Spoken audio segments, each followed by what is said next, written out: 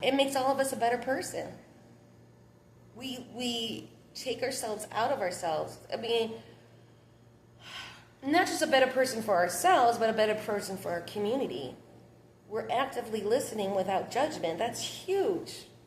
That's such a hard thing to do in our normal day lives. And it doesn't mean that it's a negative thing. It just means that's how our brains are wired, right? We're always judging the situation, not even negatively, positively too, or critiquing something, and how does it apply to me? And that's just a very humanistic muscle. But there's no room for it in improv here, because if I'm in the back of my head, I'm losing all the opportunities that are coming out of your beautiful mouth. And because of that, it's empathy, right? You're listening without judgment. And I always tell people, you don't have to agree with somebody. We don't agree with people, or a lot of people. But I'm going to listen without judgment. I'm going to get more opportunities out of it. I feel like when we limit ourselves to, oh, do your beliefs align with my beliefs? Or is that a good idea? Or how can I make it better? You've already limited yourself. You shut yourself off. And I do this all the time too, just the normal everyday life. I mean, it's a life skill. It's just a life skill.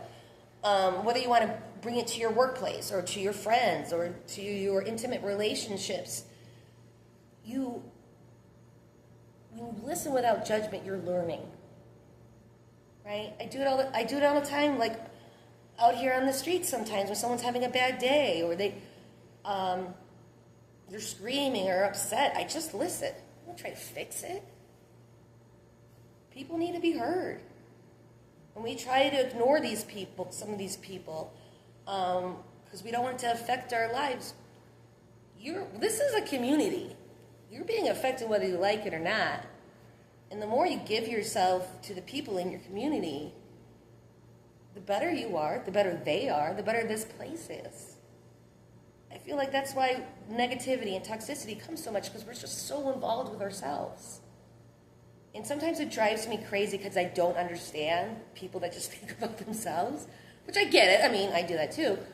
But it's just like, how are your actions, right? Action, reaction. My actions have a reaction to someone else. Well, how are my actions affecting that person? And I want it to affect that person in the best way. So I'm learning how I can bring the best out of you by listening to you. Not trying to fix it, just validating what you're feeling.